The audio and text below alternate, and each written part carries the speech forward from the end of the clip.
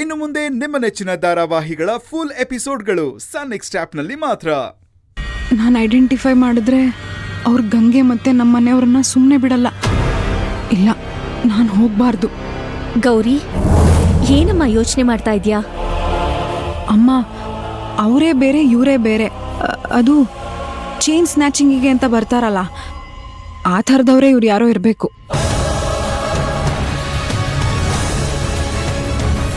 Kidnap ಮಾಡಕ್ ಬಂದವರಿಂದ ನಮಗೇನು ತೊಂದರೆ ಆಗಿಲ್ಲ ತಾನೆ?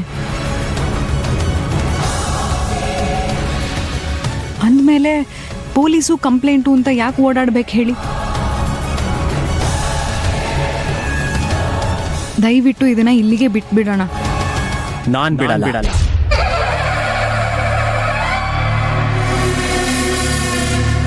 ನೀವಿವತ್ತು ನನ್ನ ಜೊತೆ ಬರ್ತಿದ್ದೀರಾ.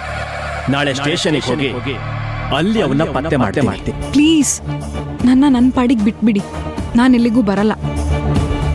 ಅಭಯ್, ಏನೀಗ ಗೌರಿ ಸ್ಟೇಷನ್ಗೆ ಬರ್ಬೇಕು ತಾನೆ? ನಾನು ಅವಳ ಕರ್ಕೊಂಡು ಬರ್ತೀನಿ. ಸದ್ಯಕ್ಕೆ ಅವಳು ನಿಮ್ಮ ಮನೆಗೆ ಬರೋದು ಬೇಕಾಗಿಲ್ಲ. ಯಾಕೆಂದ್ರೆ ಅವಳ ಮನಸ್ಥಿತಿ ಸರಿ ಇಲ್ಲ. ಮನಸ್ಥಿತಿ ಮಾತ್ರ ಅಲ್ಲ ರೀ, ಅವಳ ಹಣೆ ಬರನೂ ಸರಿ ಇಲ್ಲ. ಇಂಥ ಟೈಮಲ್ಲಿ ಇವಳು ಇಲ್ಲಿ ಇರೋದಕ್ಕಿಂತ ಅಲ್ಲಿರೋದೇ ಒಳ್ಳೇದು. ಕೆಲವು ಸೂಕ್ಷ್ಮಗಳು ನಿನಗೆ ಯಾಕೆ ಅರ್ಥ ಆಗ್ತಾ ಇಲ್ಲ? ಈಗ ಅರ್ಥ ಮಾಡ್ಕೋಬೇಕಾಗಿರೋದು ಸೂಕ್ಷ್ಮಗಳು ಅಲ್ಲ ರೀ. ನಮ್ ಮಗಳ ಪ್ರಾಣಕ್ಕೆ ಅಪಾಯ ಇದೆ ಅನ್ನೋ ಸತ್ಯನ. ಹಾಗಂತ ಅವ್ರಿಗೆ ತೊಂದರೆ ಕೊಡೋದು ಎಷ್ಟು ಸರಿ ಹೇಳು? ಇದನ್ ತೊಂದ್ರೆ ಅಂತ ಯಾಕೆ ಅನ್ಕೋತೀರಾ ಮಾವ? ಇದು ನನ್ನ ಕರ್ತವ್ಯ.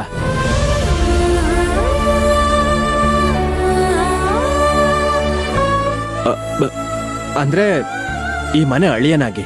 ರೀ, ನನಗ್ ಗೊತ್ತು ಗೌರಿನ ಅಲ್ಲಿ ಕಳಿಸ್ಕೊಡೋದಕ್ಕೆ ನಿಮ್ ಸ್ವಾಭಿಮಾನ ನಿಮಗ್ ಅಡ್ಡಿ ಆಗ್ತಿದೆ ಅಂತ. ಆದ್ರೆ ಪ್ರಾಣಕ್ಕಿಂತ ಸ್ವಾಭಿಮಾನ ದೊಡ್ಡದಲ್ಲ ರೀ. ದಯವಿಟ್ಟು ಇದೊಂದು ವಿಷಯದಲ್ಲಿ ನನ್ ಮಾತ್ ಕೇಳಿ ಗೌರಿನ ಅಲ್ಲಿ ಕಳಿಸ್ಕೊಡಿ. ಅಮ್ಮ, ಅಪ್ಪ ಹೋಗು ಅಂತ ಹೇಳಿದ್ರು ಕೂಡ ನಾನು ಈ ಮನೆ ಬಿಟ್ಟು ಎಲ್ಗೂ ಹೋಗಲ್ಲ. ಬರಲ್ಲ ಅಂದ್ರೆ ಬಿಡಲ್ಲ. ನೀನ್ ನನ್ನ ಜೊತೆ ಬರ್ತಿದ್ಯಾ? that's it.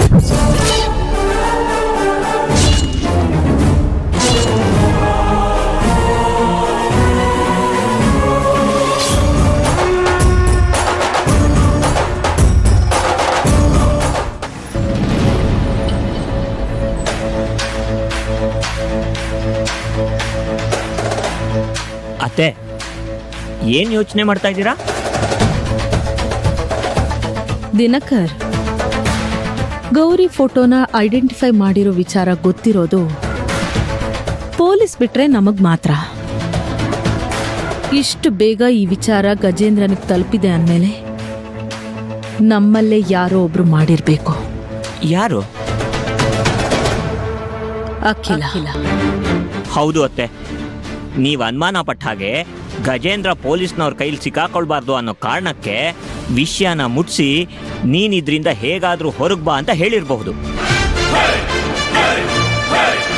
ನೋಡಿ ಅತ್ತೆ, ಅಖಿಲಾನ ಹೀಗೆ ಬಿಟ್ರೆ ಬೇರೆ ಏನಾದ್ರು ಪ್ರಾಬ್ಲಮ್ ಮಾಡೇ ಮಾಡ್ತಾಳೆ.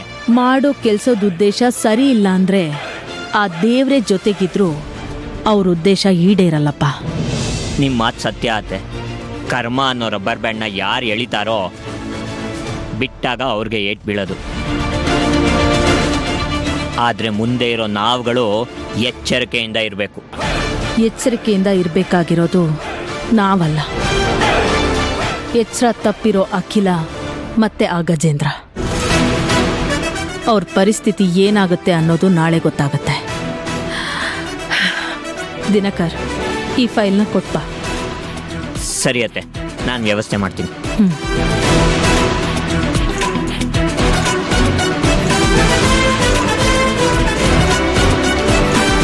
ಮೇಡಮ್, ಅಭಯ್ ನೋಡಿದ್ರಾ?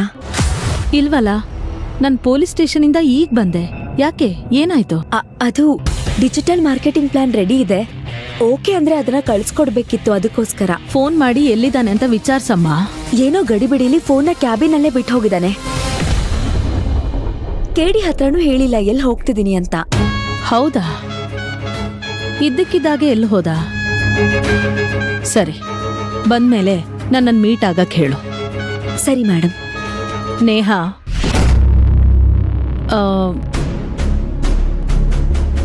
ನಿನ್ನ ಹತ್ರ ಒಂದು ಮುಖ್ಯವಾದ ವಿಷಯ ಕೇಳ್ತೀನಿ. ಆದರೆ ಇದನ್ನ ನೀನು ಬೇರೆ ಯಾರ ಹತ್ರನೂ ಡಿಸ್ಕಸ್ ಮಾಡಬಾರ್ದು. ನಮ್ಮಿಬ್ಬರಲ್ಲೇ ಇರಬೇಕು. ಖಂಡಿತ ಹೇಳಲ್ಲ, ಕೇಳಿ ಮೇಡಮ್. ಆ ಅಖಿಲ ಏನಾದರೂ ಗಜೇಂದ್ರ ಅನ್ನೋ ವ್ಯಕ್ತಿ ಹತ್ರ ಫೋನಲ್ಲಿ ಮಾತಾಡೋದಾಗ್ಲಿ ಅಥವಾ ಅವನ ಬಗ್ಗೆ ಬೇರೆಯವ್ರ ಹತ್ರ ಡಿಸ್ಕಸ್ ಮಾಡೋದನ್ನಾಗ್ಲಿ ನೀನೇನಾದ್ರೂ ನೋಡಿದ್ಯಾ? ಗಜೇಂದ್ರ ಅನ್ನೋರ್ ಜೊತೆನಾ? ಇಲ್ಲ, ನನ್ ಮುಂದೆ ಆ ಹೆಸರಿರೋರ್ ಜೊತೆ ಏನು ಮಾತಾಡಿಲ್ಲ. ಸರಿಯಾಗಿ ನೆನ್ಪು ಮಾಡ್ಕೊ. ಇಲ್ಲ ಮೇಡಮ್, ಹೇಳ್ಬೇಕು ಅಂದ್ರೆ ನಾನು ಅವ್ರ ಜೊತೆ ಅಷ್ಟಾಗಿರಲ್ಲ. ಆಫೀಸ್ ವಿಚಾರ ಬಿಟ್ರೆ ಪರ್ಸನಲ್ ವಿಚಾರದ ಬಗ್ಗೆ ಏನು ಮಾತಾಡಲ್ಲ. ಅವರಂತೂ ನನ್ನ ಮುಂದೆ ಬೇರೆ ವಿಚಾರದ ಬಗ್ಗೆ ಡಿಸ್ಕಸ್ಸು ಮಾಡಲ್ಲ. ಇಂಥ ವಿಷಯದಲ್ಲಿ ಅವಳು ತುಂಬಾ ಬುದ್ಧಿವಂತೆ. ಎಷ್ಟು ಅಂದ್ರೆ ಅಂಟಿಲ್ದೇ ಇರೋ ಹಾಗೆ ಹಲಸಿನಣ್ಣನ್ನ ಬಿಡಿಸಿ ಇದನ್ನ ನಾನು ಮುಟ್ಲೇ ಇಲ್ಲ ಅಂತ ಪ್ರೂವ್ ಮಾಡೋ ಅಷ್ಟು. ಹಾಗಂತ ತಪ್ಪು ಮಾಡೋರು ಕೊನೆವರೆಗೂ ತಪ್ಪಿಸ್ಕೊಳಕ್ಕಾಗಲ್ಲ. ಒಂದಲ್ಲ ಒಂದಿನ ಸಿಕ್ ಬೀಳ್ಬೇಕಾಗತ್ತೆ. ಇವಾಗ ಏನಾದ್ರೂ ಅವರಿಂದ ಪ್ರಾಬ್ಲಮ್ ಆಗಿದ್ಯಾ? ಆಗ್ತಾನೆ ಇದೆಯಮ್ಮ, ಆದ್ರೆ ಅದು ಹೊರಗೆ ಬರ್ತಾ ಇಲ್ಲ. ಅಷ್ಟಕ್ಕೂ ಈ ಗಜೇಂದ್ರ ಅಂದ್ರೆ ಯಾರ್ ಮೇಡಮ್? ಆ ಸತ್ಯ ತಿಳಿಯೋ ಸಮಯ ದೂರ ಇಲ್ಲ. ಆದಷ್ಟು ಬೇಗ ಎಲ್ರ ಮುಖವಾಡ ಕಳಚಿ ಬೀಳುತ್ತೆ. ಸತ್ಯ ಹೊರಗೆ ಬರುತ್ತೆ. ಇನ್ಮುಂದೆ ನೀನು ಅಖಿಲನ್ ಮೇಲೆ ಒಂದು ಕಣ್ಣಿಟ್ಟಿರು.